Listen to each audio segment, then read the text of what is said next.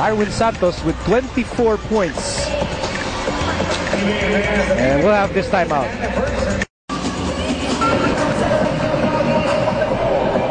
San Miguel getting a lot of firepower from its loaded team. Alex Cabagnot with 16 points. JJ Helterbrand, as we've been mentioning, for the most part of this game, has been a non-factor. So lahat ng pumili kay Cabagnot, panalo kayo. Yeah, obviously, hindi natin up to this stage talagang medyo tambakan ang laban in favor of Cabagnot. We don't know if JJ is under the weather or there is a small injury. But he really hasn't been able to contribute to the cause of his team, you know. Actually, Celino played much better in that stage when they made that big rally from 20 down, no? In connections with Agio and Martin. Then eventually Tupit came back. We have Yancy De Ocampo coming in for Eric Meng. Maybe they're going to try a three-point shot here, you know, a pick and pop for Yancy De Ocampo. He's open. Watch him pop out. Nice pass. That could have been a three-point play for Rudy Hatfield. Rudy Hatfield trying to contribute on offense, which is his secondary role. His primary role is to provide a lot of defensive intensity. That's short, way short. I was about to ask, because you're the doctor, how would you rate Rudy's conditioning here, having been away from the PBA for so long? It's not the conditioning because he has played straight minutes and he had to defend very tough. Ang problema niya yung atmosphere, yung ambient. Yung parang hindi pa niya nakikita yung mga kalaban niya, how much they've improved.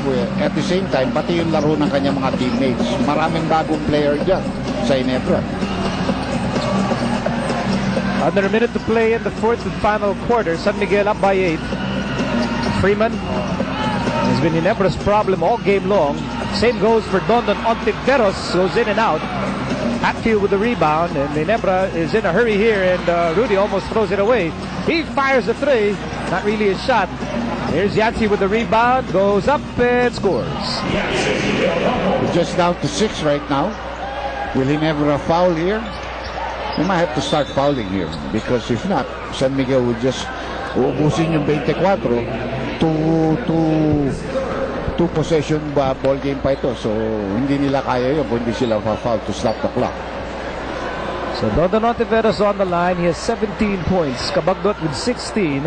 Arwin with 24. Gabe Freeman with 25. Yun ang kanilang San Miguel parati. 4 or 5 or 6 players in double figures. Very consistent with that. You know, that's why madaling kumuha ng 100 points. Madaling kumuha ng 100 points. Ang hirap naman para sa ating pumili ng best player. Lahat. Best player yung buong team na yun. Now Dondon has 19 points and making himself a considerable choice for best player of the game. As we enter this 30-second timeout with 32 seconds remaining, brought to you by Handy Fix, ang first aid ng bahay mo, Bonzol and Seals all. You know, the score actually is still big in favor of San Miguel, but he never made a fight of it. They were completely out of this game after the first quarter. But it was almost similar to what happened in the first game, where you know, Santa Lucia took a 24-point lead and almost lost the game. No? But in this case, San Miguel held on because they knew the lessons learned. They didn't want to lose this game. So every time he never came close, I think the closest was 5 points or 6. They were able to make some stops or come up with some big shots. Now Ginebra will have a long time to prepare for their next game against Alaska, which is a tough opponent. And they're now on a winning streak, no? 2-game winning streak after losing their first 2 games. Here's Hatfield to Helterbrand, actually to Kagiwa. Kagiwa, another swipe. That San Miguel defense has been so active. Active feet, active hands. Even their backcourt, Cabagnot and Dondon with shot blocks here in the ball game. Well, no more shot attempt here. There will be 1.2 seconds. They're gonna run this out, pero may matitira about 1 point something. So pupunta pa yung bola sa Ginebra. Abutin na 24-second shot clock ito. And tinuloy yun dahil tumama sa ring yun. A masterful performance by the San Miguel Beermen, 102-94 over an underman Ginebra squad.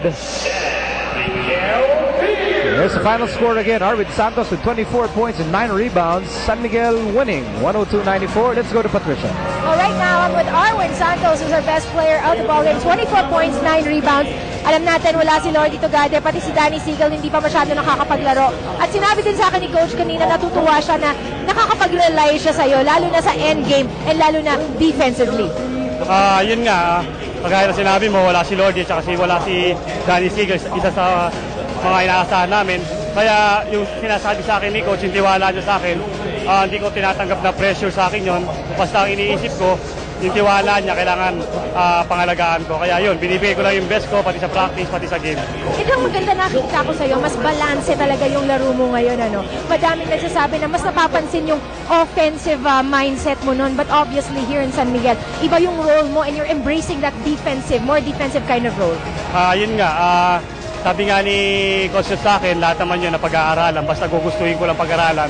Hindi naman imposible, lalo na sa tendencies ko, madali lang daw yun. Magbati ka naman kasi you deserve it. Siyempre, binabati ko sa awa ko, saka mama ko, mga kapatid ko sa Pampanga, si ate, saka sa mga taga Pampanga rin, Mel Pineda, saka sa lahat ng mamahal sa akin. Thank you. God bless sa inyo lahat. Ako, madami atang nagmamahal sa'yo. Maraming salamat, Tito Dr. J. Tayo, minamahal din natin si Arwin Santos. Bati tayo binati Dr. J. Batiin natin yung mga nanonood sa atin at home. Solar TV. Great Super Sunday. Arwin Santos probably hit that shot of the game, that three-pointer with San Miguel up by just 3, hits a 3, and then tapos ang laro. More or less, that was it. Then he got an offensive rebound, defensive rebound, and then the foul, then the steal. You know. But again, San Miguel's defense was Ginebra's biggest problem in this game. Yeah, and their import couldn't match up with the import of Whitney and Freeman.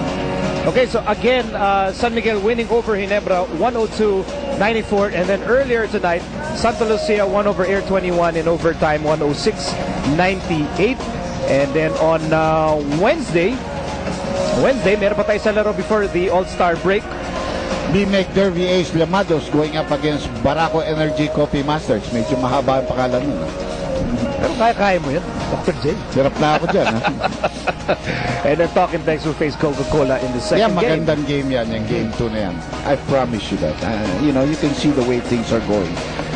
Talking Texas is a very hot team with a three-game winning streak. Coca-Cola certainly just lost to Rain or Shine. They're gonna come back. And again, this was the culminating activity for the PBA's birthday week, and we're so glad that you joined us for this special day. For Patricia Hizon, Chicky Reyes, my partner, the good doctor, Dr. J. Andy Howe, I'm Nico Alili saying good night from the Big Dome. Happy birthday, PBA. This is the PBA on Solar TV.